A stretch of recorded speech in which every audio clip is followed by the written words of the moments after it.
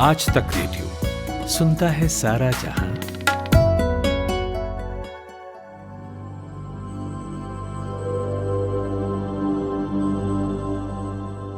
आज मैं आपको बताती हूँ फिलिप गार्शिया के बारे में। फिलिप पिछले 100 दिन से पहाड़ों पर हाइकिंग कर रहे हैं। अब तक 2000 मील तक तय कर चुके हैं। दूर दूर तक जहाँ कोई दिखाई नहीं देता, फिलिप वहाँ पहुँच रहे हैं। हर दिन वो 28 मील चलते हैं। फिलिप कहते हैं कि mountains are mirrors just like Covid is a mirror. पहाड़ आईने की तरह हैं, जैसे कोविड भी एक आईना है। कोविड-19 ने सच में हमें आईना दिखा दिया है। हम खुद को क्या समझ रहे थे, लेकिन इंसान की जिंदगी ऐसी ही होती है। एक नन्हे से वायरस ने भी उस पर कब्जा कर लिया है। इसे एक जंग समझिए, इंसान और वायरस के बीच, और खुद को हमेशा तैयार रखिए जंग जीतने के लिए। नमस्कार, मैं हूँ माधुरी। आप मेरे साथ सुन रहे हैं कोरोना कवरेज। आज के कोरोना कवरेज में हम क्या क्या बात करेंगे, ये मैं आपको बताती हूँ। आज मैं आपको एक 12 साल के बच्चे से मिलवाऊंगी जिसे कोविड-19 हो गया, मगर उसने इस बीमारी में कैसा महसूस किया, ये बात करेंगे। अब क्योंकि मौसम आ गया है जहाँ हवा में थोड़ी ठंडक घुल रही है, पंजाब हरियाणा में पराली जलाई जा रही है, धुआं हो रहा है और भी बढ़ेगा, प्रदूषण और बढ़ेगा। ऐसे में कोविड-19 का खतरा कितना होगा, ये जानेंगे और डॉक्टर से जानेंगे कि कैसे अपने फेफड़ों का ख्याल रखें इन दिनों। लेकिन पहले अपडेट्स।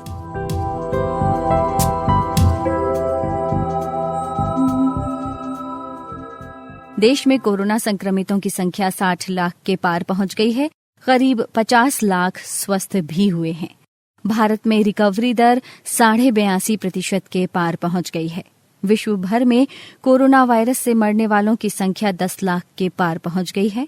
सबसे प्रभावित राज्यों महाराष्ट्र, कर्नाटक, तमिलनाडु, आंध्र प्रदेश और उत्तर प्रदेश में आर वैल्यू 1 से कम रही सितंबर 19 से 22 के बीच, लेकिन महाराष्ट्र में एक बार फिर से बढ़ती नजर आ रही है। सुप्रीम कोर्ट ने कोविड-19 पॉजिटिव परीक्षार्थियों को क्लैट परीक्षा में उपस्थित होने को कह दिया है, लेकिन परीक्षा पूरी आइसोलेशन में दी जाएगी। केरल की स्वास्थ्य मंत्री ने कहा है कि केरल में संक्रमित होने वाले ज्यादातर लोग 20 से 40 साल के हैं और मारे गए लोगों में 72% 60 साल से ऊपर के हैं। G20 समूह देशों के नेताओं का शिखर सम्मेलन इस साल कोरोना महामारी के कारण वीडियो कॉन्फ्रेंसिंग के जरिए वर्चुअल तरीके से होगा। ये शिखर सम्मेलन 21 से 22 नवंबर के बीच आयोजित किया जाएगा। मेलबोर्न में लॉकडाउन में कुछ ढील दी गई है क्योंकि वहां मामले तेजी से घट रहे हैं और महामारी के बीच फ्रेंच ओपन टेनिस टूर्नामेंट रविवार से शुरू हो गया है।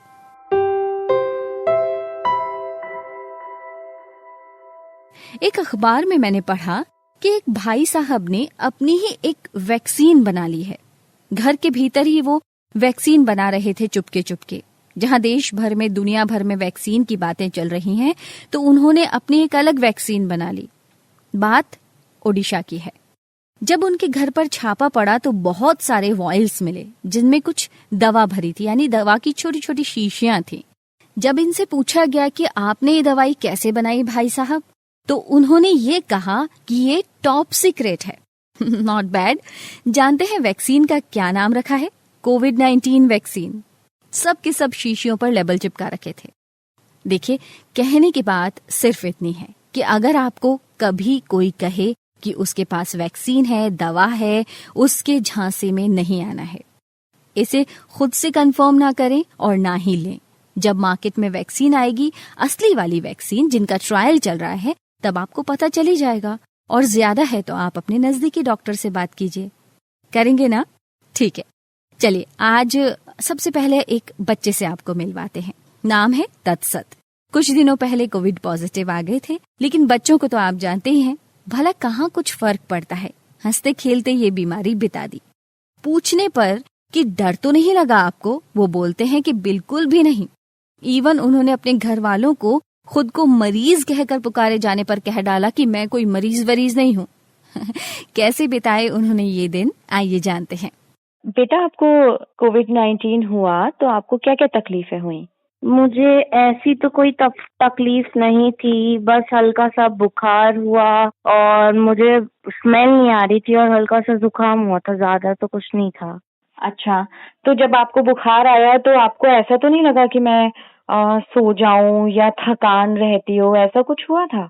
नहीं, थकान तो नहीं होती थी, मैं आराम से अपनी क्लासेस कर लेता था। फिर उसके बाद ऊपर छत पे जाके खेल भी लेता था। अच्छा, और क्लासेस बिल्कुल जैसे आप पहले करते थे वैसे ही करी आपने? हाँ, मैं वैसे ही करता था, कुछ ऐसा होता नहीं था। थकान फील नहीं होती थी, नॉर्मल स्ट्रांग ही लगता था। लेकिन आपने अपना ध्यान रखा कि आप किसी से मिले जुले नहीं, ज्यादा किसी से बात ना करें, ऐसा कुछ सब कुछ ध्यान रखा आपने?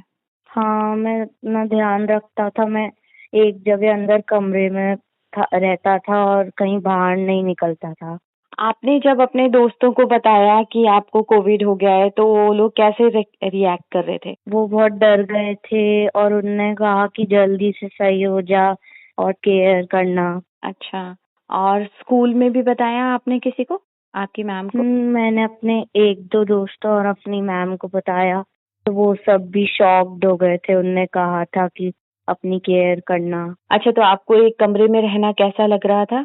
थोड़ा थोड़ा अकेला तो फील होता था, पर मेरी मम्मी भी पॉजिटिव थी तो उनके साथ थोड़ा दूर रहना पड़ता था, लेकिन ज्यादा ऐसा नहीं लगता था। और मैं वहाँ पे ऑनलाइन क्लासेस भी करता था, बस कहीं बाहर नहीं जा सकता और उसी अंदर कमरे में बहुत टाइम तक अंदर रहता था, इसलिए प्रॉब्लम होती थी। और अब आप ठीक हो? हाँ, अब तो मैं ठीक हूँ। अब तो मुझे स्मेल भी आने लग गई है और बुखार जुकाम भी नहीं है ज्यादा। और फिर आपको ऐसे तबीयत तो फील अच्छी हो रही है कि हाँ ठीक है, तबीयत ठीक है, और अंदर से कैसा फील हो रहा है मन में? अंदर से मन में ऐसा फील हो रहा है कि एक बार में अगर नेगेटिव आ गया तो फिर मैं बाहर बाहर की दुनिया देखूंगा और दोस्तों से मिलूंगा। अच्छा, आपका अभी फाइनल टेस्ट नहीं कराया आपने अपना कोविड का? नहीं, अब तक तो नहीं कराया, हम कल या परसों कराएंगे। तत्सत को बहुत सारा प्यार और ऑल द बेस्ट। मन कर रहा है ना कि एक बार बच्चा बन जाए, किसी बीमारी को अपने ऊपर हावी ना होने दें, वायरस को भी लगे कि कहाँ आ गया भाई, दाल ही नहीं गल रही है अपनी। तो मैं बस यही कहूंगी कि हो सकता है बच्चे भी चपेट में आएं, मगर टेंशन नहीं लेनी है। ख्याल रखें उनका बहुत ज्यादा, उन्हें मजे में जो करना चाहें करने दें, उनको अच्छी डाइट दें, मल्टीविटामिन दें। हाँ, आइसोलेशन वाला पार्ट थोड़ा मुश्किल होता है उनके साथ, पर करना तो होगा। चलिए अब आपको बताते हैं कि किस तरह से आने वाले वक्त में प्रदूषण बढ़ेगा, खासकर दिल्ली के आसपास और दिल्ली में। पंजाब हरियाणा में पराली जलाई जा रही है, इससे धुआं और डस्ट पार्टिकल्स बढ़ेंगे। ऐसे में क्या उन पार्टिकल्स के साथ कोरोना वायरस भी हवा में मौजूद रहेगा, यानी उन पर सवार होकर तैरेगा? इस बात को जानने को हमने फोन मिलाया इंडिया टुडे ग्रुप के हमारे साथी कुमार कुणाल को और पूछा उनसे कि इसकी कितनी संभावनाएं हैं कि प्रदूषण के साथ कोरोना का खतरा और बढ़ेगा। देखिए माधुरी, हमने जब बात की एम्स के डॉक्टर्स से तो उनका ये साफ तौर पर कहना था कि जैसे ही दिल्ली में प्रदूषण बढ़ेगा उसके बाद एक जो खतरा है कोरोना से संबंधित वो ये है कि वायरस भी एक तरीके का पार्टिकल होता है और पार्टिकल कई सारे वैज्ञानिक शोध में ये पता चला है कि सस्पेंडेड रहते हैं, यानी हवा में तैरते हुए रहते हैं। और इसीलिए जब प्रदूषण बढ़ेगा तो उन कणों के साथ जो कि धूल कण है, जिनको आम बोलचाल की भाषा में हम PM 2.5 PM 10 कहते हैं, उनके साथ चिपक कर कई मीटर तक या कहीं कहीं किलोमीटर तक भी वो ट्रेवल कर सकते हैं। खासतौर पर ये खतरा तब और बढ़ जाता है जब कहीं पर झाड़ू लगती है। अगर कहीं झाड़ू लग रही है तो अगर किसी ने वहां पर खांसा है, थूका है, तो उसके साथ उस धूल कण के साथ जो पार्टिकल है वो वायरस को भी लेकर के आपके सांसों तक, आपके खाने तक या पीने की जो वस्तु है उन तक पहुंचा देता है और इसी वजह से कोरोना का खतरा बढ़ने लग जाता है। और यही आशंका जता रहे हैं जो भी साइंटिस्ट हैं, साथ ही साथ जो एम्स के डॉक्टर हैं, कि जैसे ही दिल्ली और आसपास के इलाकों में प्रदूषण बढ़ेगा और साथ ही साथ जो धूल कण है उनका प्रभाव बढ़ेगा, उसके साथ साथ कोरोना भी और अपने पैर पसार सकता है। जी। और ये जो पराली जलने वाली है अभी थोड़े दिन में शुरू हो भी गया है, इनफैक्ट कई जगह पर तो जलाई भी गई है, तो इससे और ज्यादा खतरा पोल्यूशन का बढ़ जाएगा। बिल्कुल, पराली को लेकर के जो सबसे बड़ी बात है वो ये है कि पराली से खास तौर पर जो वेस्टर्न और नॉर्थ वेस्ट यानी उत्तर पश्चिमी राज्य हैं, खासतौर पर पंजाब और हरियाणा, वहां पर जलाई जाती है और वहां से धुआं आता है। धुआं भी आपको बता दें कि जो PM 2.5 है, जो बहुत महीन कण होते हैं धूल कण के, वो सबसे ज्यादा पाए जाते हैं धुएं में। खासतौर पर जो पराली का धुआं हो या कोयले से जो आग लगती है उसका जो धुआं, वो सबसे खतरनाक होता है। और जैसा हम जानते हैं कि जो कोरोना का वायरस है वो भी सीधे सीधे फेफड़े को पर असर करता है और ये भी जो धूल कण है वो भी सीधे जो आखिरी शिराएं हैं, जो सबसे महीन शिराएं हैं हमारे फेफड़े की, जिसको हम अंग्रेजी में लंग्स कहते हैं, वहां तक पहुंच जाती हैं। और इसीलिए जो डबल अटैक हम कह सकते हैं कि एक साथ प्रदूषण और अगर साथ में कोरोना है तो उन लोगों के लिए तो बहुत ही खतरनाक है जिनको पहले से सांस की बीमारियां हैं, जैसे कि किसी को अस्थमा है या और भी कोई इससे जुड़ी हुई दिक्कत है, उनके लिए बहुत नुकसानदेह हो सकता है। क्योंकि ये अकेला कोरोना नहीं वहां पर असर करेगा, बल्कि जो धूल कण हैं और जिनसे सांसों को फूलने की पहले ही दिक्कत होती है, उनके लिए और दम घुटने जैसे समस्याएं पैदा हो सकती हैं। इसीलिए जो डॉक्टर हैं वो कह रहे हैं कि हमें अतिरिक्त सावधानी बरतने की जरूरत है अगर हम इस समय, जिस समय कोरोना फैला हुआ है, उस समय प्रदूषण से निपट रहे हैं तब। जी। और एक ये है, पोल्यूशन के साथ में अगर कोरोना वायरस भी फैलता है तो क्या ये 2 गज की दूरी वाला जो फॉर्मूला है ये काम करेगा? देखिए, ये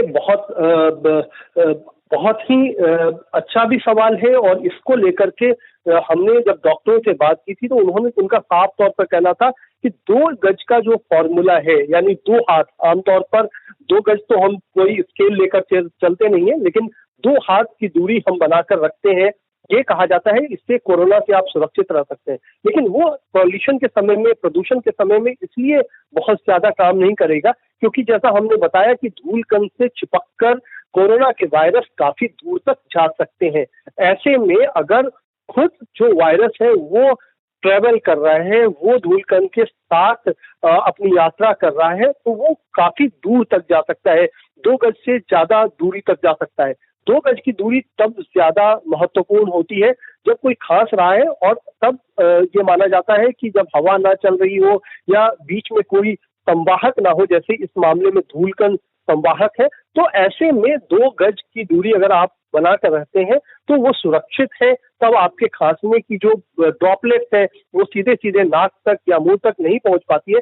लेकिन अगर उसके साथ कोई एक ट्रांसपोर्टर है, जिसको हम संवाहक कह रहे हैं, धूल कण जैसा, तो वो उस कोरोना वायरस को कहीं दूरी तक ले जा सकता है और इसीलिए ये 2 गज की जो दूरी है वो इररिलेवेंट हो जाती है, बेअसर हो जाती है, उसका मायना बहुत ज्यादा रहता नहीं है। जी। और क्या दिल्ली में कुछ इसके लिए तैयारियां की जा रही हैं कि पोल्यूशन को कैसे रोकने के कुछ प्रयास, या फिर लोगों को कुछ अलग से कहा जा रहा है कि किस तरह की सावधानियां रखें?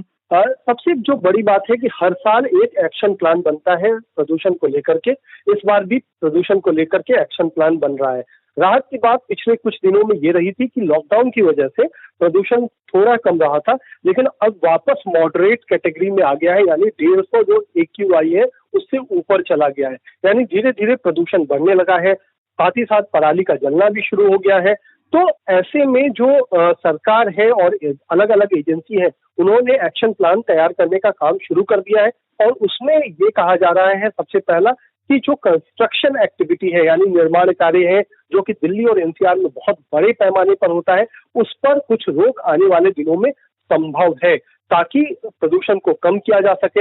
इसके साथ ही साथ कल अरविंद केजरीवाल, जो कि मुख्यमंत्री हैं दिल्ली के, उन्होंने केंद्रीय पर्यावरण मंत्री प्रकाश जावड़ेकर को एक चिट्ठी भी लिखी है और उनसे कहा है कि तत्काल जो मीटिंग है तमाम राज्यों की, जो कि उत्तरी राज्य हैं, हरियाणा, पंजाब, उत्तर प्रदेश, दिल्ली, उनकी बैठक बुलाई जाए और ये तय किया जाए कि पराली से निपटने के लिए क्या कुछ कार्य किए जा सकते हैं। उन्होंने एक सुझाव भी दिया है जो दिल्ली के पूसा इंस्टीट्यूट में एक नई तकनीक जो है वो इजाद की गई है, जिसमें पराली के ऊपर एक अगर आप सॉल्यूशन डालते हैं तो वो फील्ड में ही गल जाती है। तो उस पर भी वो चाहते हैं कि चर्चा हो और किस तरीके से काम शुरू किया जा सके। लेकिन ऐसा लगता है कि टू लिटिल टू लेट, यानी बहुत देर से आए हैं और बहुत कम किया जा रहा है। तो ऐसे में इस साल बहुत ज्यादा राहत पराली वाले धुएं से मिलेगी, ऐसा दिखाई तो फिलहाल नहीं पड़ रहा है। शुक्रिया कुणाल।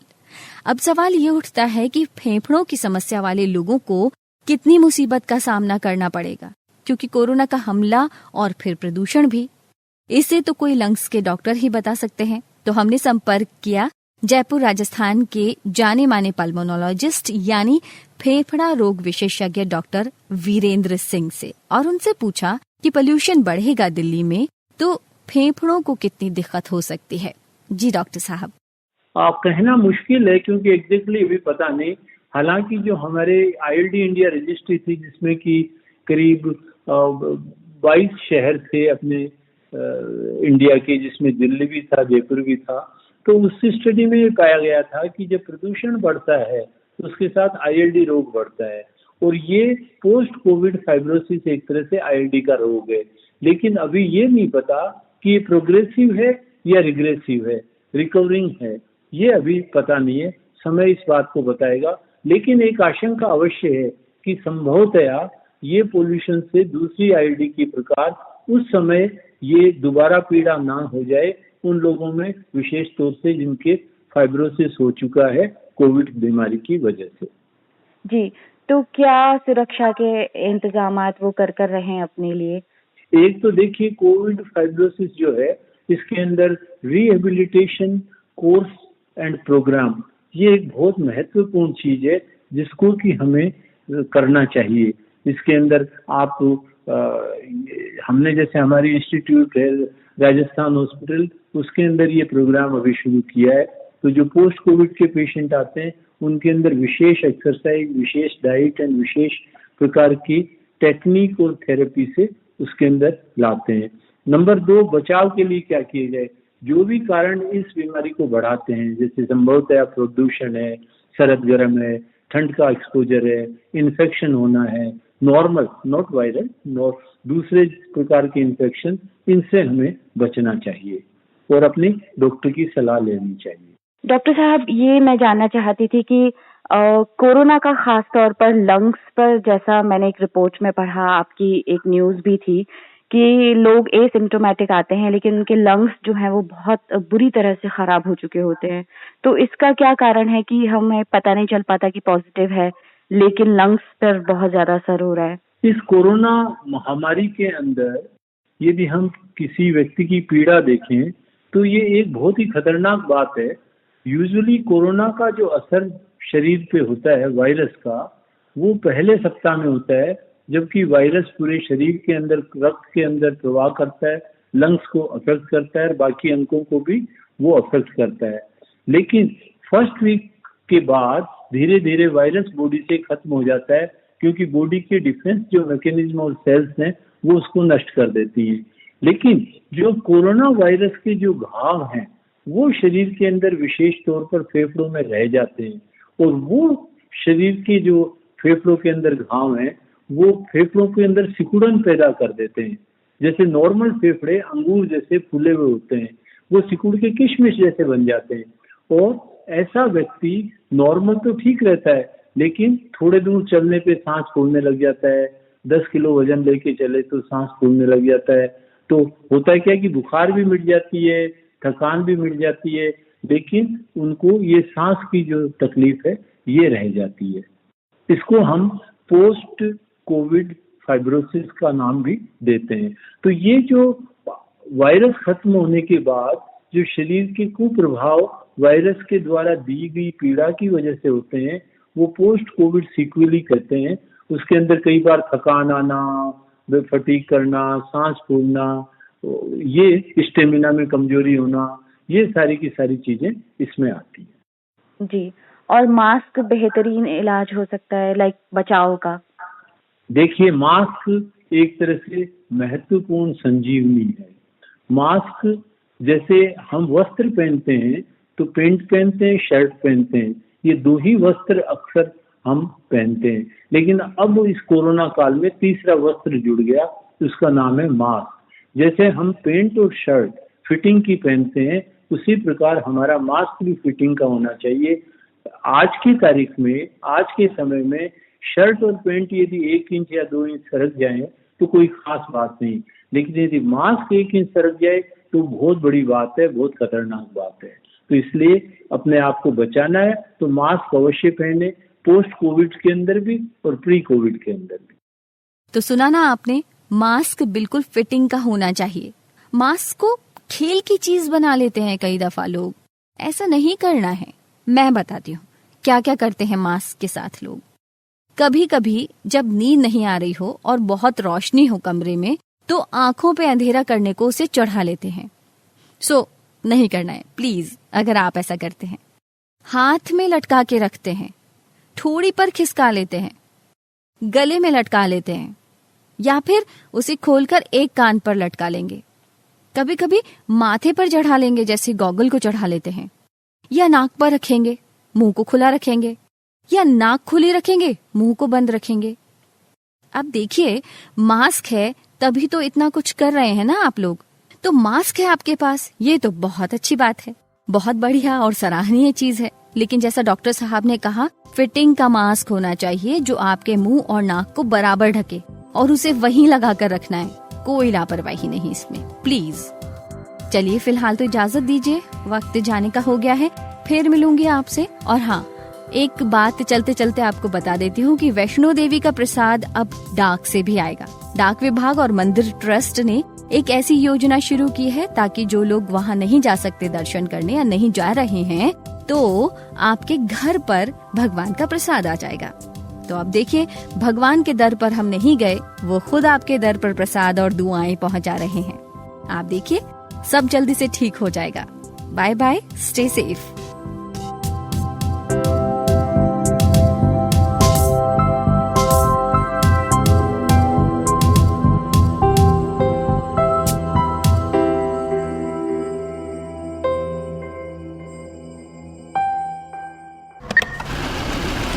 कमाते हैं लेकिन बचा नहीं पाते, बचाते हैं तो उससे कमा नहीं पाते। शेयर की चाल, निवेश का हाल, बाजार का तमाशा, इकोनॉमी की भाषा, बॉन्ड, बीमा, सोना, चांदी, सबकी होती है बात। बचाते रहो नारे के साथ। हर शनिवार मैं यानी नितिन ठाकुर आपकी मुलाकात कराऊंगा आपके मनी मैनेजर से।